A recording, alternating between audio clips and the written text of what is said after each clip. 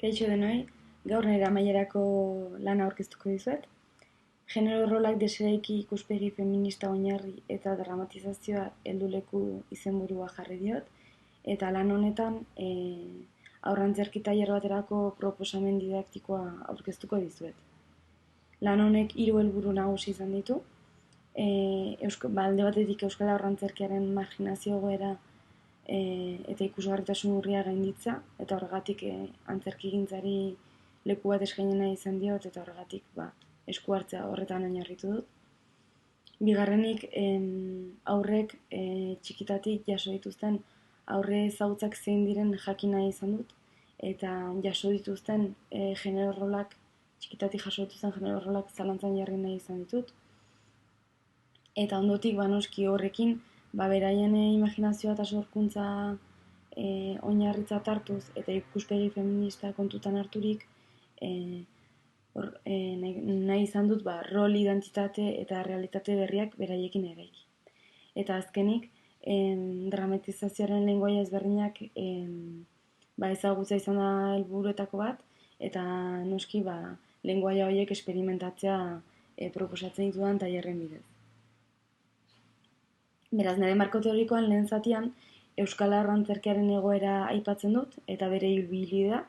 Lehen zatian batez ere 20. mendea hasieratik 80. hamarkada arte izan duen egoera zein den eta nolakoa izan den aipatzen dut. Bi hitzetan azkenan testu inguru oso zaila izan du euskal arrantzerki gintzak, eta oso berandu hasi zen beste kultur esparruei begira. Eta esan dezakegu azkenan 70. hamarkadan izan zela bere lehen agerpen nabarmena edo. Naiz eta euskal arrantzerkiak hobekuntza eta ibilbide handia izan duen, gaur egun oraindik produkzioa bai handitu dela, baina ikusgarritasun urriarekin jarraitzen du. Eta oraindik eskoletan lanketa eza nabari da. Bigarren zati honetan, antzerkia eta dramatizazioa nola lantzen den lehen hezkuntzan eta nola landu daitekeen aipatu nahi izan dut. Esan beharra dago antzerkia eta dramatizazioa oso gutxi lantzen dela gaur egungo lehen hezkuntzan. Batez ere irakasleek duten ez jakintasunaren esango nuke, eta nahiz eta aldaketak eta egon diren, beti da arlo bat oso ez ezaguna dena eta orduan ez dena lantzen. Orduan erakutsi nahi izan dut dramatizazioak hainbat trebetasun eskaintzen dituela, eta batez ere bizi esperientziak probatzeko izugarrizko tresna dela eta espazio bikaina eskaintzen duela horretarako. Orduan, bizi esperientziak probatzeko espazioa baldin bada, azkenean eraikuntza sozialerako tresna ere bada, eta modu hortan deseraikitzeko tresna ere izan daiteke. Orduan, hori ere erabili daiteke aurrekin, hainbat gauza edo jaso dituzten hainbat balore deseraikitzeko. Eta azkenik, dramatizazioa lantzeko zein jarraibide edo gomendagarria den ere aipatzen dut, batez ere importantea delako aurraren garapen evolutiboa kontuan hartzea, eta batez ere bai metodologia aldaketa bat eskatzen duelako. Askotan, antzerkia lantzen denean, etapa bat edo prozesuaren zati bat ez da egiten, eta segituan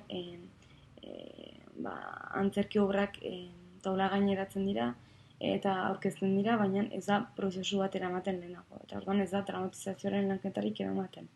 Eta hori oso garrantzitsua da, ze dramatizazioaren lanketa burutu behar da lehenik, eta horretarako espazio seguru bat eskaini, eta prozesuan arreta ikaragarria jarri.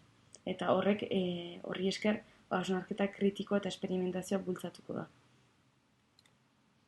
Eta azkenik, marko teorikoko azken partean, antzerkigintzak eta genero identitateak dutan lotura erakutsi nahi izan dut. Eta, batez ere erakustea aurrei zuzenduriko sorkuntza artistiko gehienek edo guztiek genero identitatearen eraikuntzan eragin handia dutela. Eta hori kontutan harturik, jolas dramatikoa izan daitekeela, genero rol horiek deseraikitzeko gakoetako bat, eta horren sorkuntzatik eraikitzeko tresna ere bai. Proposatzen dudan nire esku hartzea, Euskal Herria Zuzenean Festivalean txertatuko litzateke, aurren txokoan batez ere. Euskal Herria Zuzenean Festivala Ipar Euskal Herrian antolatzen den musika eta kulturgintzan oinarritzen den festival bada, eta neza musikalki edo musikak espazio handia duen Euskal Herria Zuzeneko programazioan antzerkintzak ere badu bere tokia. Eta horregatik iruditzen zitzaidan toki egokia esku hartzea proposatzeko. Orduan, 8 urteko horrei zuzenduriko tailerrak dira, eta ikusiko duzen bezala 4 txokotan banatuta dago nire esku hartzea, eta proposatzen dut, azkenean rotazio bidezko funtzionamendu bat martxan jartzea, 30 minutuko iraupena duen tailerren bitartez. Hau da, 4 txokotan banatuak egongo litzateke aurrak, eta 30 minuturo mugituko litzateke txoko batetik bestera. Orduan, aipatu den bezala esku hartze honetan dramatizazioaren 4 lenguaia landuko litzateke, eta lehen lenguaia edo lehen txokoan batez ere gorputza adierazpena eta mugimendua landuko da, eta batez ere bere helburuak lau dira edo garrantzitsuenak. Lehenik eta behin bakoitzak bere gorputz eta mugimenduak esperimentatzea, eta gorputzaren ez zer adierazteko eta komunikatzeko gai diren, eta pixkat horrekin jolastea. Bigarren helburua izango litzateke gorputzaren bulkadei jarraitza, hau da, bakoitzak bere mugak zein diren esperimentatzea. Hirugarrena espazioarekin harremantzea, eta laugarrena jasotako rol tradizionalak ez baian jartzea, eta hortik rol berri batzuk eraikitzea. Orduan, horretarako 2 jarduera proposatzen ditut, lehenik eta behin espazioarekin harremantzea, espazioa deskubritzea, ikasleak espazio batiko lukete ibiltzeko, nahi duten moduan eta nahi duten erritmoan ibiltzeko, eta dinamizatzaileak, hor dagoen dinamizatzaileak kontutan hartu beharko du pixka bat nola bakoitza mugitzen den, ze espazio okupatzen duen, eta gero ezaugarriak gehitzen joango zen, esan ez adibidez, hanka baten gainean mugitu, edo azkarrago ibili, egoera ezberdinak emango lituzke, eta orduan espazioaren kudeaketa edo desberdina izango litzateke. Eta bigarren jarduera izango litzateke rol jolasena. Hau da, hemen proposatuko litzatezke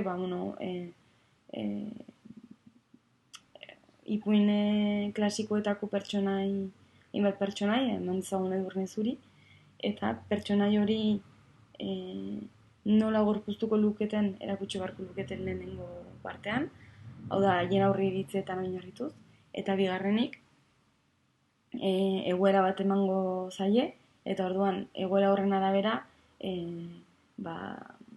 pertsonai hori gorpuztu beharko dute beste modu batean, hau da, egoera horri egokituz.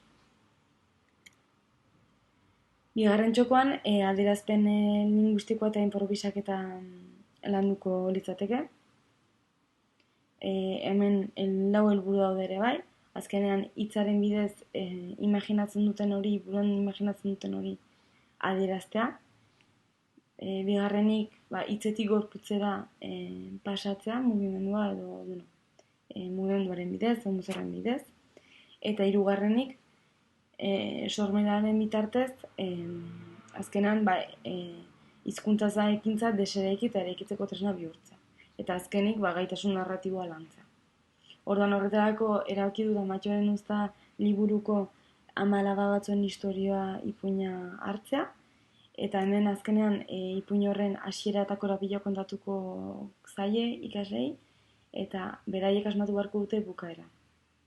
Orduan, bukaera asmatzeko ikasle bakoitzak borobilean edo esaldi bat asmatu beharko du, txandaka, eta denen artean eraikiko dute bukaera. Eta bukaera hori eraikita dagoenean, azkenean interpretatu beharko dute, edo irudikatu beharko dute gorputzen bidez, eta noski hor egongo den materialaren bidez, mozorren bidez adibidez. Hirugarren txokoan, adierazpen plastikoa landuko litzateke, eta hemen, helburu nagusitako bat da material bakoitzaren funtzio bat edo gehiago esleitzeko gaitasuna izatea, ez beti gauza berdinetarako erabiltzea. Bigarrenik, objektuen manipulazioan trebatzea, eta objektu horien adierazkortasunaz jabetzea. Ondotik elkarlanean aritzeko gaitasuna izatea, eta noski bakoitzaren ideiak entzun eta adosteko gai izatea. Eta azkenik, txontxongiloak sortuz, iruditegi berri bat sortzea. Eta horretarako, lehen jarduera gisa proposatzen dut lehenik materiala deskuritza, egongo litzateke bai plastikoa, kartoia, makiltxoak, egurra, lastoak, hainbat material ezberdin, eta hori deskubritzea, hau da ze soinu egiten duen bakoitzak, ze testura duen, eta konturatzea. Eta materiala ezagutu ondotik, bigarren jarduera egongo litzateke, dela txontxongila eraikitza. Orduan ikasleak bi hirunaka egongo dira, eta talde bakoitzak txontxongilo bat eraiki behar du. Eta, azkenan hemen helburua da, txontxongila askatasun osoz eraikitzea, beraien sorkuntzari espazio bat eskaintzea, eta gero sorkuntza hortatik, nahiz eta txontxongila eraiki, gero ibilera bat eta ahotsa esleitu beharko lukete. Eta noski denbora izan ez gero, polita izango litzateke, beste ikaslei edo umei, bertako umei, aurkeztea txontxongila. Laugarren eta azken txokoan, adierazpen ritmiko musikala landuko litzateke, eta hemen bi helburu nagusi daude, alde batetik ahotsaren ezaugarri ezberdinak entzun eta probatzea, eta bigarrenik, ahotsaren bitartez, inpuin klasioketako pertsonaiak deseraiki eta beste batzuk sortzea. Eta orduan hemen ere bi jarduera daude, lehenik ahotsak probatzea, jakiteko ahotsak ze garrantzia duen eta nola ezaugarri garrantzitsu bat den pertsonai bat eraikitzen dugunean, eta orduan horretarako taldeko haur bakoitzari bere izena nahi duen tonalitate edo ahotsaren ezaugarri erabiliz esatea proposatuko zaie, eta orduan konturatuko dira ahots batekin eta bestearekin inpresio bat edo beste ere ematen dela, eta hori egin ondotik, bigarren ariketa izango litzateke, pixkat asmatzea, pertsonai klasikoak ez, adibidez proposatzea bi kutsa egongo dira, kutsa batean pertsonai ezagunen irudiak eta azpian esaldi bat, eta bigarren kutsan ahotsaren ezaugarriak. Eta orduan txotxetan hartu beharko lukete kutsa bakoitzetik txarteltxo bat, eta bakoitzak tokatu zaion pertsonaia imitatu beharko du edo ahotsaren bitartez, tokatu zaion ahotsaren ezaugarria kontutan hartuz, eta azpiko esaldia irakurriz. Eta beste ikasleek asmatu beharko lukete nor den pertsonaia, azkenean. Pixkat konturatzeko ere azkenean ahotsak izugarrizko garrantzia duela eta konotazio handia duela ere pertsonai batean edo bestean, eta pertsonai baten irudia edo aldatu daitekela guztiz ahots bat jarriz edo beste bat jarriz.